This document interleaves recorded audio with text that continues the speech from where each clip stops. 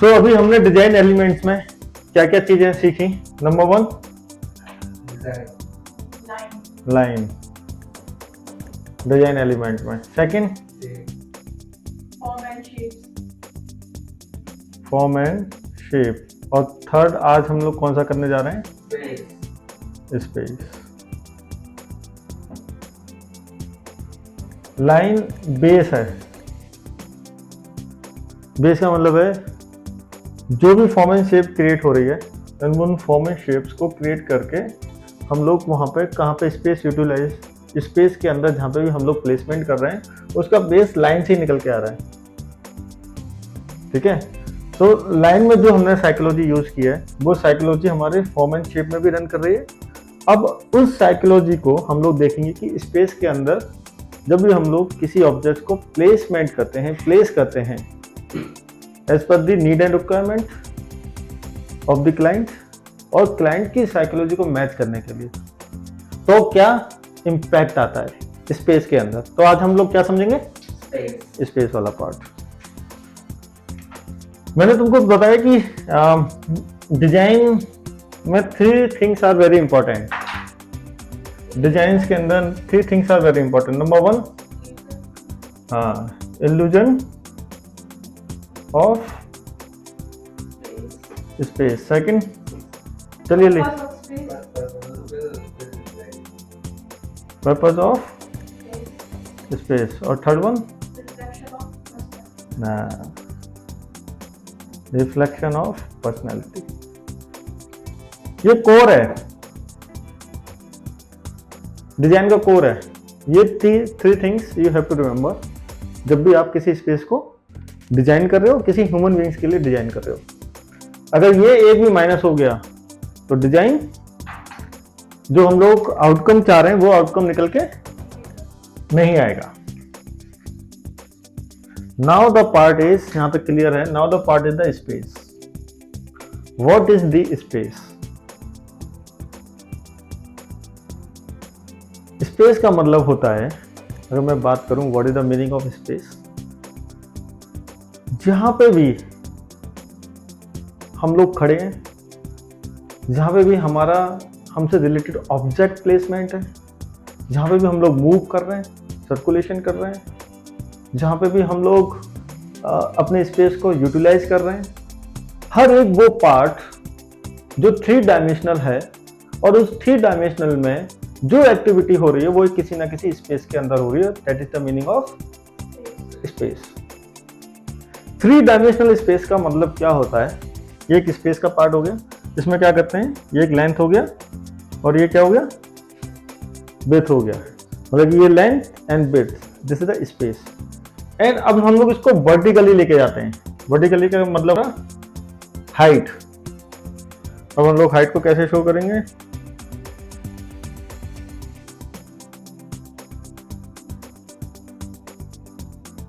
ये this one, length breadth into height. जब भी हम लोग स्पेस को जाएंगे तो हमारे पास 3 डायमेंशनल चीजें आएंगी, लेंथ ब्रेथ इनटू हाइट। खाली स्पेस हमारा फ्लोर एरिया ही स्पेस नहीं है, हमारा फ्लोर, वॉल एंड उसकी ब्रेथ। स्पेस का मतलब क्या है? स्पेस का मतलब जब भी हम भी जाते हैं तो हम लोग हमेशा स्पेस को 3 डायमेंशनल फॉर्म में ही देखेंगे, उसको 2 डायमेंशनल फॉर्म में हम लोग स्पेस को नहीं देखेंगे।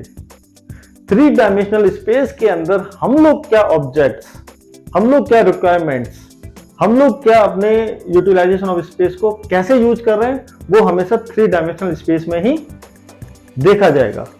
एज ए एग्जाम्पल लेते हैं हम लोग, अगर हम एक कोई भी लिविंग रूम है, लिविंग रूम है कोई, उस लिविंग रूम के अंदर किसी की रिक्वायरमेंट है, इस लिविंग रूम के अंदर क्लाइंट्स की रिक्वायरमेंट है कि मुझे 8 से 10 लोगों के लिए I need a space for the setting. Then मुझे वहाँ पे एक सेंटर टेबल भी चाहिए, मुझे टीवी यूनिट भी चाहिए एंड मुझे वॉल आर्ट बहुत अच्छा सा चाहिए एंड लाइटिंग इम्पैक्ट बहुत अच्छा सा चाहिए। तो उन्होंने क्या बताया, एक अपना रिक्वायरमेंट्स क्रिएट किया अब उस रिक्वायरमेंट्स को फुलफिल करने के लिए हम लोग कौन कौन से स्पेस को यूटिलाइज करेंगे? हम लोग लेंथ को यूज करेंगे, ब्रेड्थ को यूज करेंगे और हाइट को यूज करेंगे।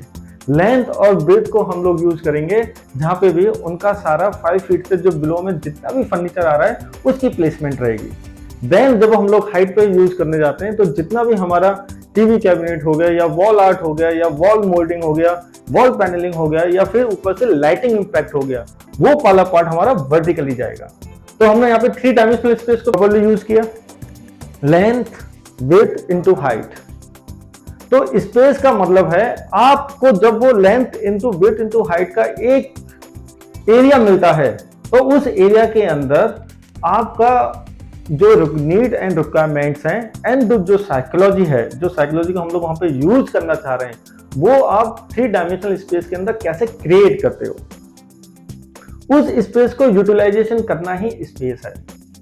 जैसे कि हम लोग सोफा रख रहे हैं, अगर लिविंग एरिया है तो सोफा डाला, सोफा के साथ हमने देन सेंटर टेबल डाला, देन सोफे के लिए हमें कितना स्पेस की रिक्वायरमेंट है, देन सेंटर टेबल के लिए कितने स्पेस की रिक्वायरमेंट है, plus sofa and centre table के बीच में जो है जहां पे पीपल्स इजीली मूव कर सकें, बैठ सकें, उसके लिए स्पेस की कितनी रिक्वायरमेंट है। जब भी हम लोग स्पेस को कंसीडर करते हैं तो 2 पार्ट्स में हम हमेशा स्पेस को कंसीडर किया जाता है।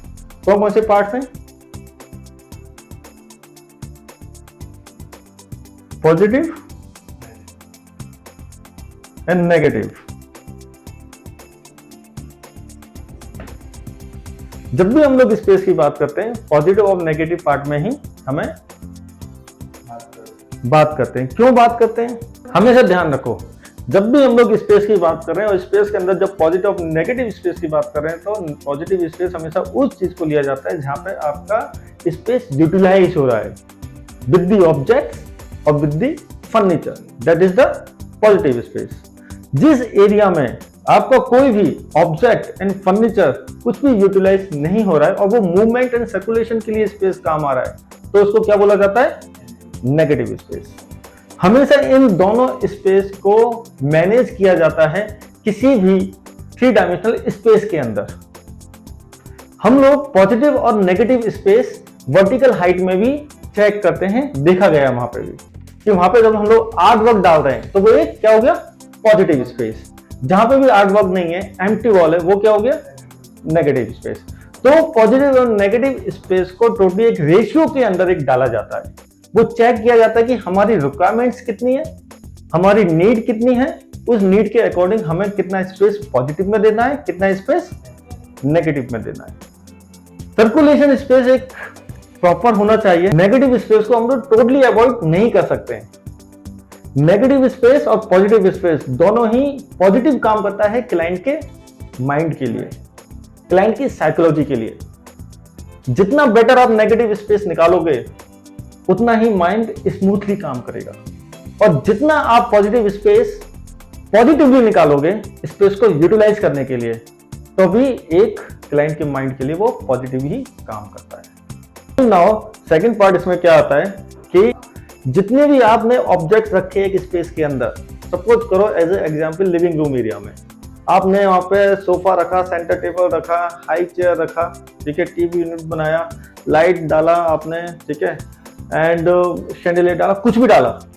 अब ये सारे के सारे इनका भी एक डिस्टेंस है बिटवीन द 2 ऑब्जेक्ट। वो जो डिस्टेंस है वो भी एक पॉजिटिव स्पेस के बीच में ही काम करता है, ठीक है। वो मिनिमम डिस्टेंस कितना होना चाहिए, राइट, दोनों ऑब्जेक्ट्स के बीच में, जिससे कि वो माइंड में वो एक क्लैरिटी दे सके कि इस ऑब्जेक्ट का मीनिंग ही यही है।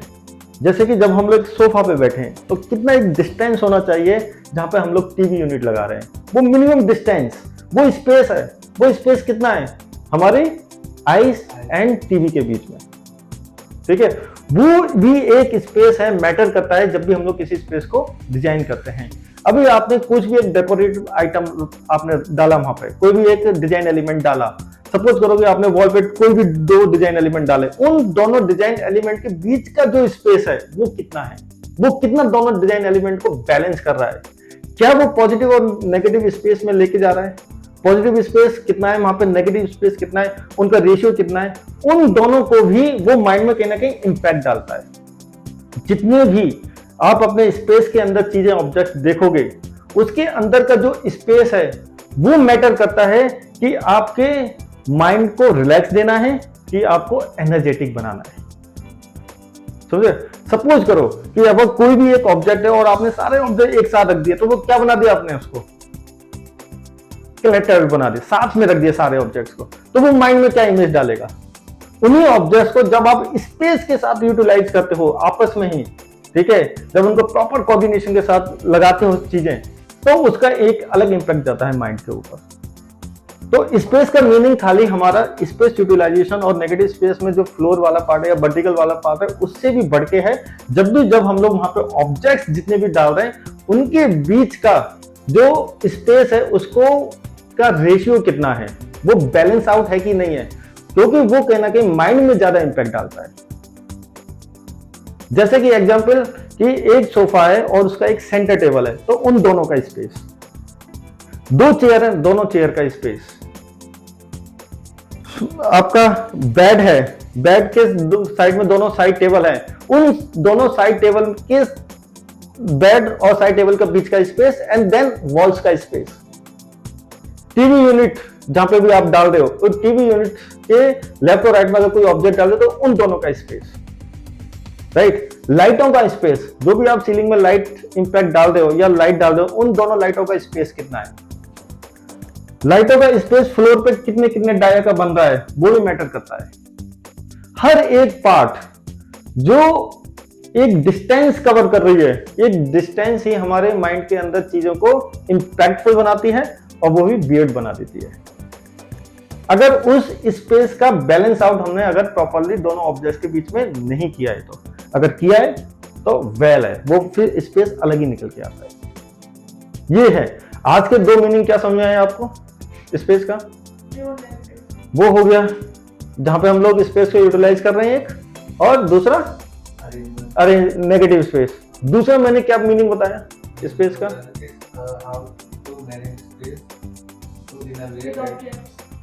विद ऑब्जेक्ट्स, वो इंपॉर्टेंट है, वो इंपॉर्टेंट है। आप जितने भी डिजाइन एलिमेंट्स या लाइट्स आप जो भी इस एक स्पेस के अंदर यूज कर रहे हो, उन सारे ऑब्जेक्ट्स के बीच की मिनिमम डिस्टेंस कितनी होनी चाहिए, मैक्सिमम डिस्टेंस कितनी होनी चाहिए। अगर ये आपको चीजें क्लियर समझ में आ रही हैं तो वो स्पेस को एक प्रॉपरली बनाता है। इसलिए स्पेस को एक डिजाइन एलिमेंट बनाया गया है। डिजाइन एलिमेंट बोले तो अगर हमने ऑब्जेक्ट्स बना लिए तो उनको यूज कहां करेंगे, वो स्पेस।